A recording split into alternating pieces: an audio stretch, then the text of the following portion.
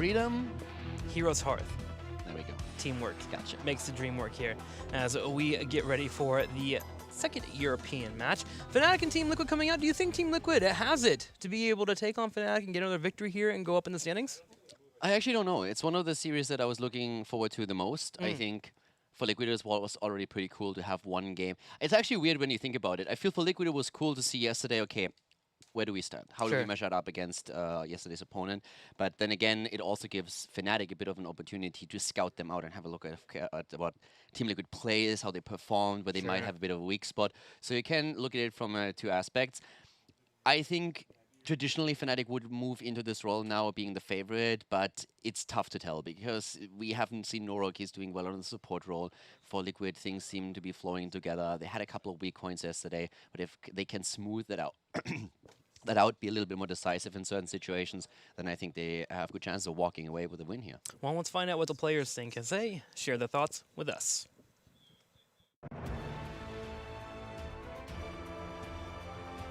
We had a lot of really drastic changes in our roster.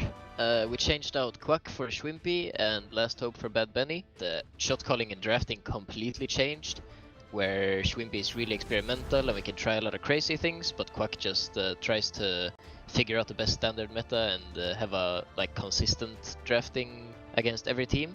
We're feeling really good with Schwimpy so far. Like, it's a big change, but I think it fit us very well because right now our hero pool is super flexible, and even if we try crazy drafts, we always have someone comfortable on every pick we get. Last Hope joining the team was a kind of big risk for us because he has basically no experience from competitive play. So Last Hope in general is just a very laid-back person, but also very, very try-hard.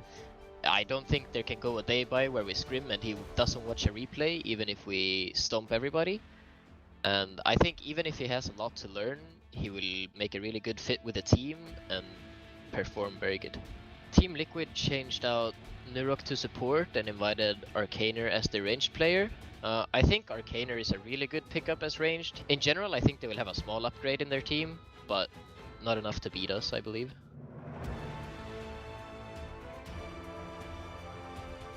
So because we play Fnatic in the first week, we also didn't scrim against them. But like looking at like Breeze, Maxi, Mena and Schwimpy, you know they are like very, very good players and they play together extremely well as well. They have very high synergy. So playing against them, I think, is a good opportunity for us to see where exactly we stand. And obviously we don't know what kind of meta they play right now, but I'm confident in our own meta. I'm sure that we can give them a very good fight. They might be the slight favorite, but it should be a really nice match.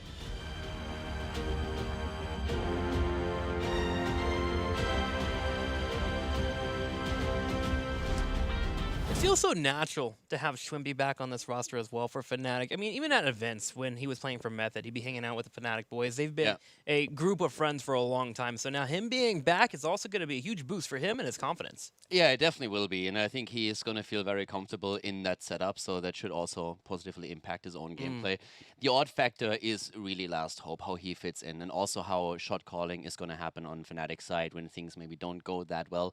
And I feel that's one of the reasons why especially Map 1, Map 2 are going to be incredibly important for this series, because it's a lot about momentum. And the main question that we have when we look at Fnatic's lineup is, how do they deal with falling behind? Is Schwimpy going to be in a position where he's just going to be the one pushing everyone forward and say, like, guys, we got this, let's go into the next one? Will Breeze have to step up to fill that role? So those are questions that will be answered over time, but I think it's one of the reasons why for Fnatic, the first map in particular is going to be incredibly important. Now let's continue that point after we check out this battleground here. Game number 1 in this best-of-5 series is going to be played on Dragonshire. Fnatic with actually the choice here.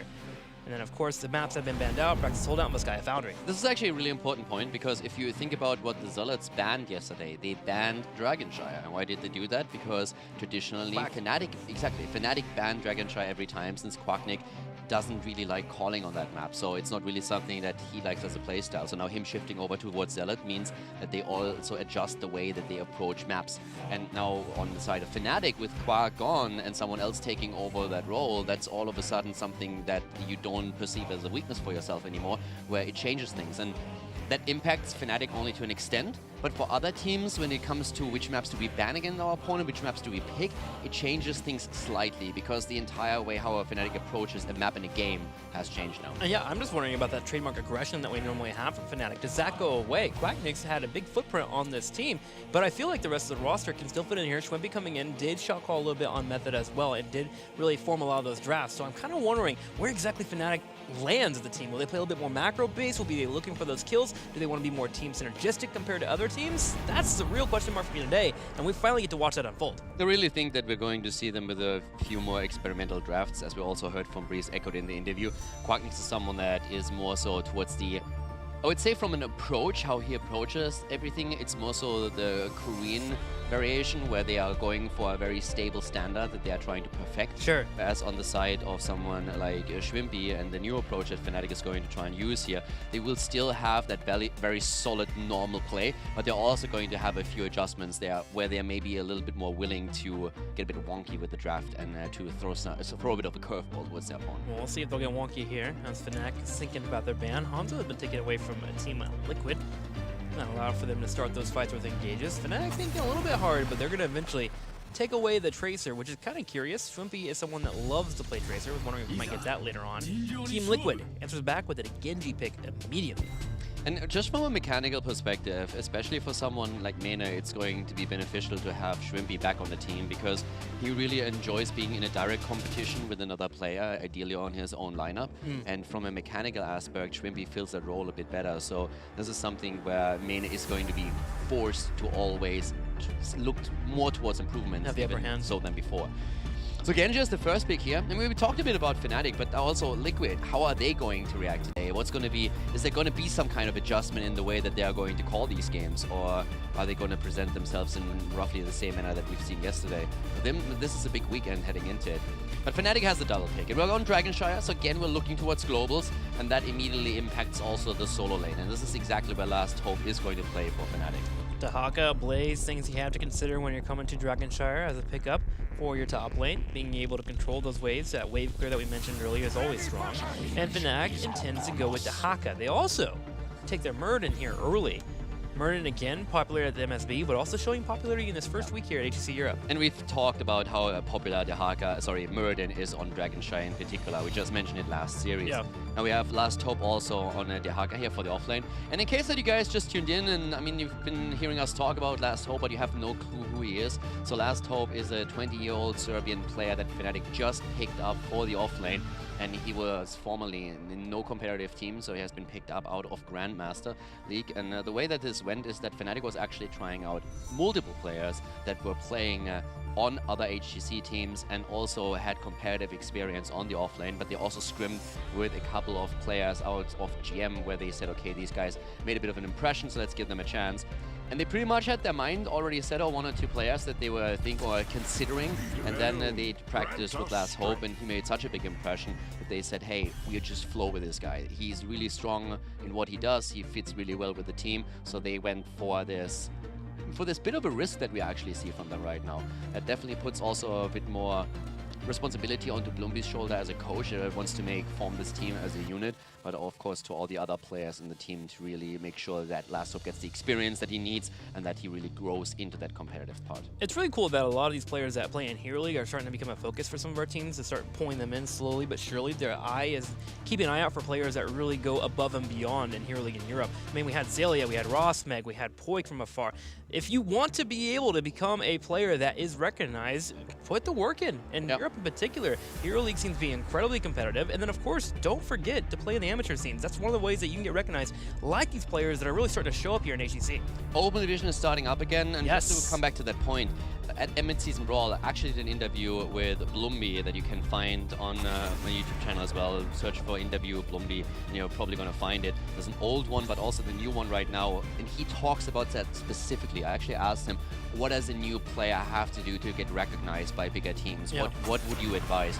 And it's a pretty big interview where he talks about not only how as an individual player you can improve, but what are big no-goes for teams that are looking for a new player? What are really the things that turn them away from someone, even if he has the skill? So if that interests you, you should probably look that up as well. Check it out. Now, Fnatic bans out Chromie, making sure that bottom lane can't siege away and also have really good trades. Also, there's always that Chromie into Genji combination that can be kind of scary if you're able to land it. Team Liquid themselves will ban out Decker Kane. It's been popular as of late, but Fnatic still has Stukov up and available if they want to go that route. Now, keep in mind that Fnatic actually let players go. So they said, we want the Haka because we need the global on the map. So that's already catering a little bit to the macro aspect that you pointed out earlier, where you asked yourself, okay, how is Fnatic going to draft here? Are we going to see that global approach in macro game? Are they only going to focus on team fights or on aggressive plays here?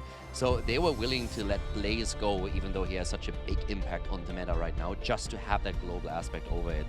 And for now, we have Kerosene taken and Phoenix. So a lot of auto attack work already. Kerosene, another hero that especially Smexy enjoys a lot when he gets his hands on him. And that allows them now the opportunity to either head into a 7-sided if they want to go for isolation kills, or they can at the same time then always think about dropping Palm if there is enough burst damage on Team Liquid's lineup to threaten any individual player in a team fight. And their draft has a lot of self-sustain by itself. You look at Murden, you look at Dahaka, Kerosene, and Phoenix with shields can usually trade out pretty darn well and just make sure to teleport away before getting picked off. As long as he plays around that Swift Strike, Fnatic is actually quite durable, so they can afford to go for Kerosene and try to get a little bit more damage in these fights. Haymaker under 7-sided. That's it. Calling it now. Done. Game's over. Let's go to game 2. We've actually seen it at the mid-season brawl, but those were still in the group stage some games, so I'm not quite sure how much emphasis we can really put on those. I thought you were going to say the All-Star matches. Can't consider those. Have you seen it in the All-Star match too? No, the thing that I still remember from the All-Star matches was Ana with 4 times damage. That was scary. Oh yeah, that was actually The Aya Forest. Lucio was also pretty good from Rich. Jaina, there we go with the burst damage. So all of a sudden, a Palm is becoming a bigger option for Kerosene. Yeah. I mean, we've seen a lot of 7-sided plays, but with that burst damage, you always have to consider, hey, do we need that?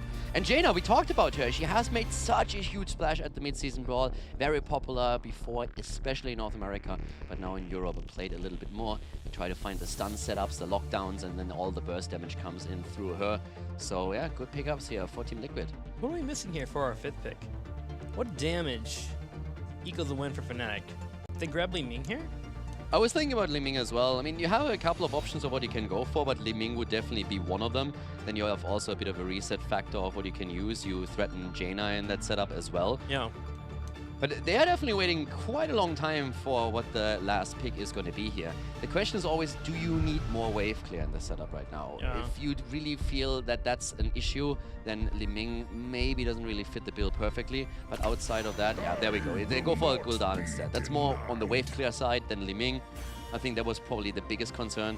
With how long they waited for that last pick, you can really tell that they were thinking, okay, which hero do we go for? And Li Ming is just one of Mena's specialties, so they could have gone for that. Yeah. But as I said, then you run into a big of an issue. Do we really have the wave clear? Because if you look over to Team Liquid, you have Jaina, you have Johanna, you have Blaze. There's like a lot of tools where you can clear waves pretty quickly.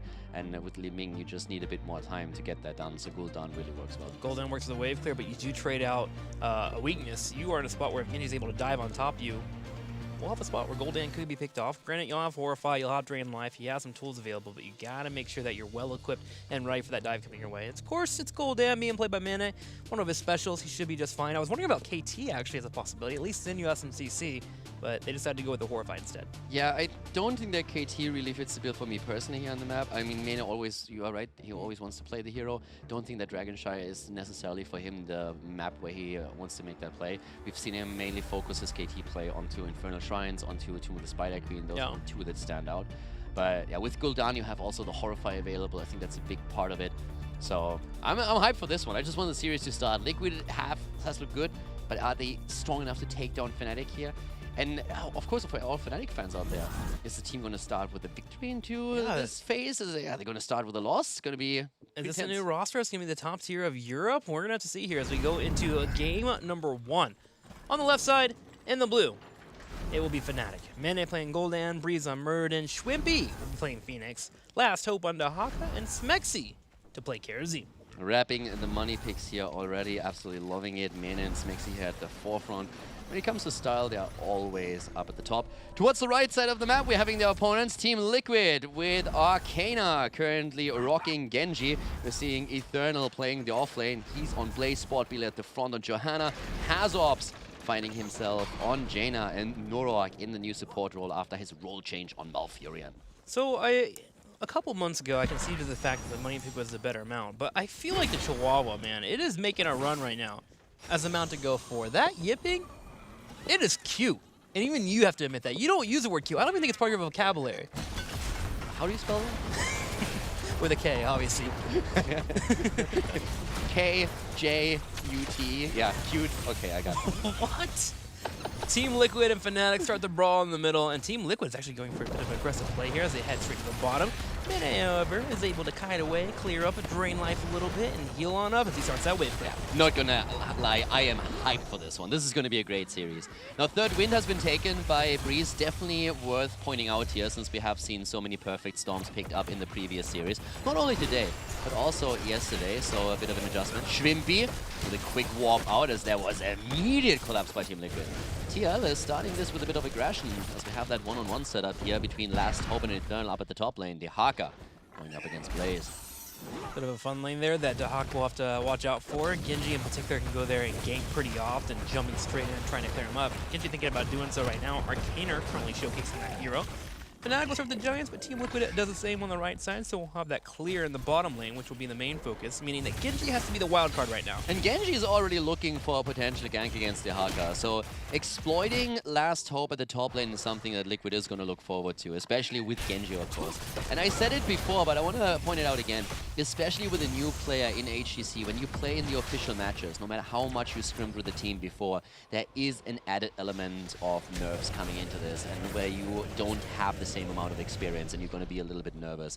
This is a match where everybody is watching, everybody is judging you, so this is definitely going to be an aspect for Last Hope that he has to deal with.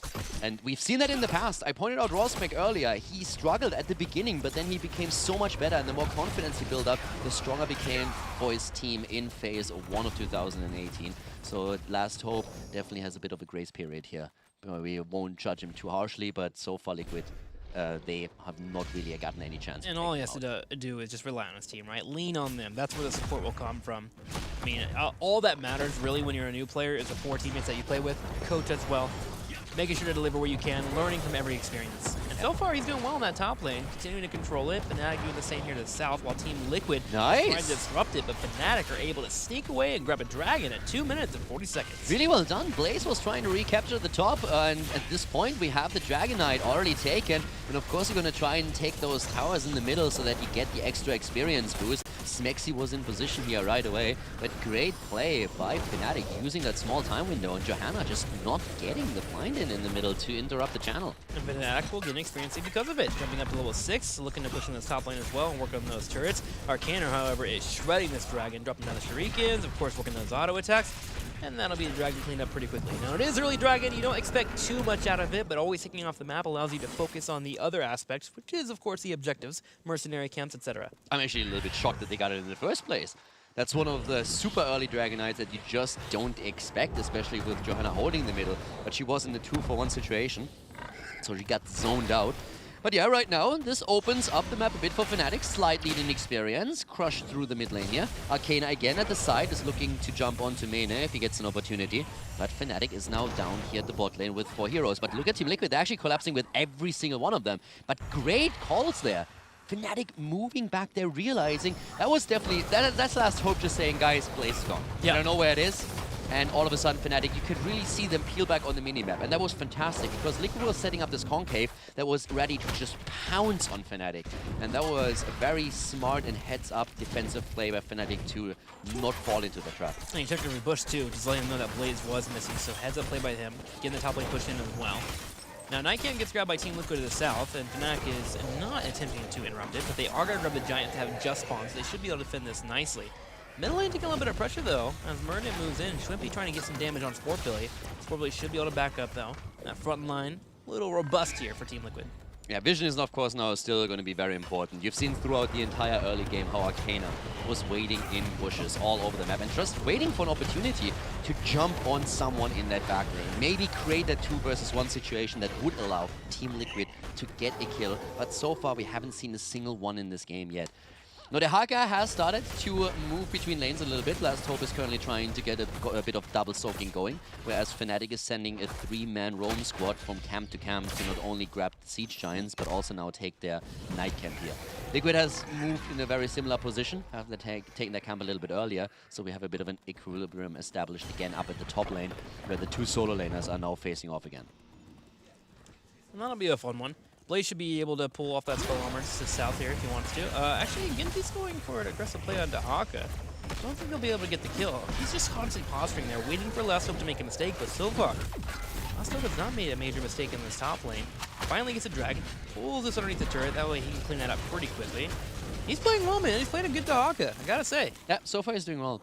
And actually we had Arcana shift his attention towards the mid lane instead, so it was Phoenix who started losing a few hit points as Genji jumped in. But if you look at experience, this is still dead even. Both of the teams are just waiting for that one moment where they can set themselves ahead of the opponent by grabbing that kill and establishing some map control.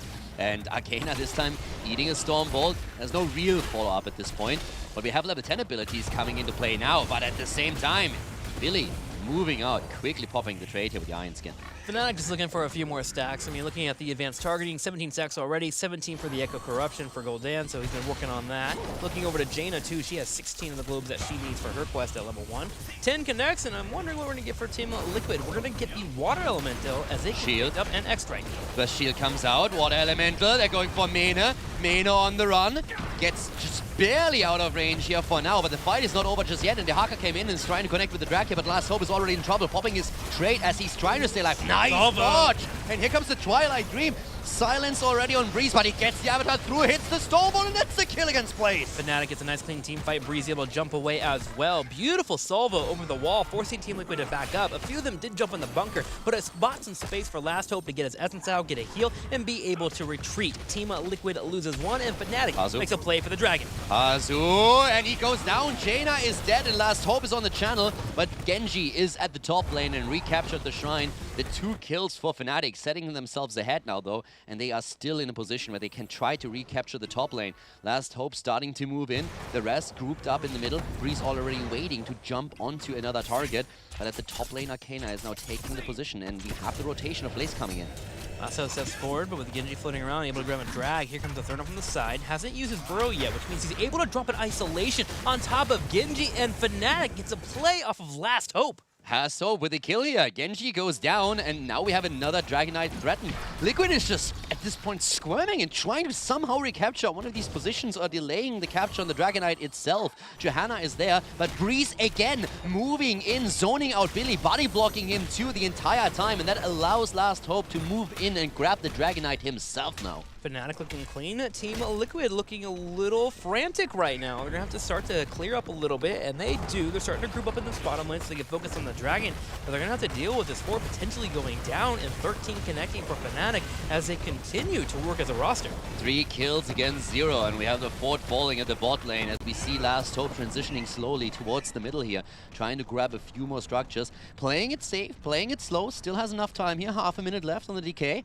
They nearly have a level lead. Shrimpy grabs the experience towards the left, and that puts them onto level 13. And that'll allow them to step forward. Everyone from Fnatic sharking behind this Dragon, trying to get an idea of where Team Liquid is at. Finally, they reveal themselves here in the middle. They won't get caught in the back line in case Team Liquid were trying to surprise them with a fight. Minion Wave will get missed in the middle, but Fnatic doesn't mind. They're focusing their attention on clearing out this fort, and they should be able to get it pretty darn easily. Mane steps up. He's thinking about dropping a Horrify. Yeah, but at this point, Water Elemental is out too. Liquid was thinking about trying to collapse here, but they are still a talent down, so they refrain from doing it. We have level 13 any moment now for them. Pretty close away for 2 more, and they definitely have the next talent. But Fnatic is so far starting to really set themselves in a great spot to control the pace of the game. They're looking for another opportunity here, but Breeze misses the Stormbolt as Johanna moves in and goes for Mena. And is focused down, but he's able to kite away. 13 still not here for Team Liquid. Salvo comes out, bunker used, and oh my golly. The drag on Jaina. Hasselhoff doesn't even have a chance to click on that bunker, and he gets cleaned up. Last Hope going beast mode there. Perfect tongue onto Jaina, making sure that she can't drop into the bunker as the salvo of Shrimpy comes through. Great coordination here. Really well executed from all the members of Fnatic, especially after the initial Johanna engage went through as Breeze was not able to connect the Stormbolt. Last Hope having the debut game of his life already, having 2 incredible plays so far and not being picked off. You expect a new player to come in and usually just kind of fit in with the team, right? Just don't die, do well. But he's actually making aggressive plays here. They're setting up the team for a couple of kills. One, the Genji in the top lane, and then the middle, that drag right on Jaina, so she couldn't get into a bunker. Kid's looking good. Connected every single drag so far that he really needed, especially when he tunneled into the big team fight in the middle. So that was well done. Liquid still looking for the first kill. They still haven't found it yet. They are 1 level behind. They lost infrastructure. They lost the mid fort. They lost the bot fort. So there's a lot of. I mean, they have lost the retreat point, and they have also lost a lot of the wells here. So it's going to be more difficult for them to really contest the next shrine and also the objective itself in the middle of the channel. And Fnatic, of course, is in an ideal world now trying to go towards level 16 and really run into another Dragon Knight with that. It's only 15 seconds until we have the shrines activating again, and Fnatic is half level away from their next talent advantage. Team Liquid trying to find a Fnatic if they're slipping up, forcing a fight here in the middle. Third starts to rotate in, Jet Propulsion goes out, they go 3 for Phoenix, X-Strike comes out, and Team Liquid finds a kill. Horrify is late, and Fnatic loses 1. And that's something you shouldn't happen. Fnatic is in such a great spot, they shouldn't really fall into the trap, because they know Liquid is looking for that fight right now. And we had at the top lane Last Hope already starting to doing some work and bringing them closer to 16. Now the death timers are still not crazy high, so we're gonna have not even 15 seconds left until Fnatic has Shrimpy back on the board, and by that time we should also see the level 16 talent finally being in the hands. But it definitely gives Liquid some underdog experience again to help them and close that gap. And they can focus on top lane if they want to and try and grab maybe those turrets for the experience, as I believe there's 1 more left over there. But again, that 16 is still pretty elusive for them. They're just setting up a bit of a trap here in the top lane. They have Jaina sharking around, waiting for someone to maybe rotate in with Malfurion and Genji on the backside in case they get in trouble. Eternal, meanwhile, working his way into the top lane, and he'll look to rotate towards his teammates and try to help him out in case Breeze comes in and forces something. Yeah, Liquid, of course, has, with that kill, taken some map control. They got some experience from it. They rotated between the lanes and grabbed the waves.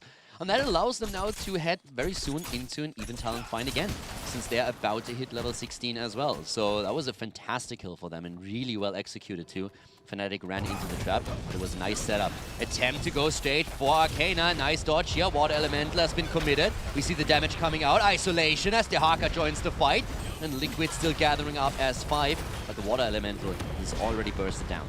Fnatic has all 5 down here, so Team Liquid doesn't have to fight over this choke. They can kite backwards and try to catch them in the bush here as they try to set up on the death triangle. Breeze goes in first, hops in, drops down the Stormbolt, finds the Thermal. Here's Mana coming from the side. He still has Horrify here. He needs to keep an eye on Genji. The drag again, good from Last Hope, but the Nature's Cure cleanses it out, so that stun is disconnected. But we have once again Breeze jumping in. He's aggressive at this point. Here comes the Horrify, and we have the Salvo coming out. They're trying to go for Blaze, but he jumps back into the bunker, and so does Jaina. Great ult here on the side of Team Liquid. Eternal doing well, keeping his team in play. The bunker keeps Team Liquid alive. 10 more seconds for another Water Elemental. On the top side, Breeze finds Arcaner. He's all by his own, so he's going to have to jump away. Luckily, he has that extended Dwarf Toss. Arcaner's going for the kill, though, trying to chase him down. Breeze had to hit that Stormbolt, or he may have died. Steps up, gets a little bit of a healing here. Breeze low on health, but he's able to survive. And meanwhile, in the middle lane, Johanna is taken by the rest of Fnatic. And Last Hope grabs that Dragon Knight. The kill attempt against Breeze not working out. The little dwarf just hops away. And that was actually well done by him, dodging the X-Strike, making sure that he gets another quick thunderclap in, get some hit points back, and then dodging everyone else as well in the process. And as you said, we saw Jaina die in the mid lane, and that allowed for a clutch channel on the Dragon Knight by Last Hope, and that opens up that bot lane where they're trying to open the wall, maybe even get the key. Should be a quick opening here, especially with no tank sharking around. Johanna won't be able for 6 more seconds. Rest of Fnatic begins to push forward. They open up all the gates here as well, making it harder for Jaina to get too much value on that Blizzard, as they have more room to move. Breeze with the Jet Propulsion. Breeze is so aggressive here the entire time, jumping in deep and making sure that he gets some value out of that too, forcing the opponent back. But in this case, he might have been chewing off a little bit too much. Down he goes. Muradin eliminated, but the keep has fallen. 2 heroes down as Karazim also dies. Last Hope's trying to escape here. Turns around for a quick kick. That Water Elemental is still in play and can slow him down now. That could be the 3rd kill. He turns around, gets the isolation off, but I think he's still going to fall there eventually. He just got slowed down. The Water Elemental is a little bit too much. 3 deaths on Fnatic's side, but they get the keep. They lose 3, get the keep as you mentioned. and they should be able to clear out any waves that come their way. But look in the bottom left, Team Liquid getting aggressive on these Giants, seeing if anyone from Fnatic was getting a little bit too greedy, may have tried to go in for a pick. They would love to open up this bottom wall at least, and be in a position to where if they ever get a dragon, they can make a play for the keep later. For Fnatic, it was the right decision to let the camp go. And Liquid made this perfect call here. They said, guys, we killed 3. Let's get aggressive here and take the camps away from them. They need to reset it a little bit. Losing the keep was a big problem, so they need to get something out of the control that they just gained through these kills. And that's why they are trying to paint the map red by claiming the camps, and that's what they're doing at this point. Now, Fnatic, they have been willing to sacrifice some heroes. They were hoping probably to just lose 1, 2, but they ended up with 3 dying, but they still got a lot of value out of it. But Liquid is still now in a position where they have closed the experience gap, and that's the one shimmer of hope that they have on the horizon. And with them clearing out these turrets and making a play for the sport, they can actually get a lead in the experience. Immediately running to the bottom lane, Dahaka is not here. As long as they watch this bush on the top side, though, they should be fine and not get flanked too heavily. With the Giant sieging away, though, Fnatic is desperately trying to clear out this wave. Mane and Schwimpy stepping up to deal with the wave first, and then they should be able to clear out the Giants. Now, Mane finishing his Echoed Corruption on level 1 is, of course, a huge tool for them at this point, so they can use that. But still, Liquid is aggressive here. Last Hope is still claiming experience on the lanes, though. He's rotating between middle and top lane, and especially up at the top, he can get some value. But this is still going to be close. I mean, Fnatic, don't get me wrong, they have the lead. But if Liquid wins another big team fight, that can quickly turn. And that team fight can be won pretty easily, too. Northern Explosion coming alive at level 16, getting that extra armor reduction available whenever you drop down the combo. Will be good for Jaina. The burst, in particular, great against Kerosene. Even Murden, to a degree, has been working with that a little bit. So Team Liquid definitely is well-equipped here to force a fight when they would like and then take out a target. Now at the top, a couple of experience points are getting lost as Arcana is now zipping in, not really too much for them. But we have Liquid even taking a slight lead in experience. Now that shouldn't really matter in the long run, because right now the teams are about to hit level 20 at the exact same time, and we're having just rotations there.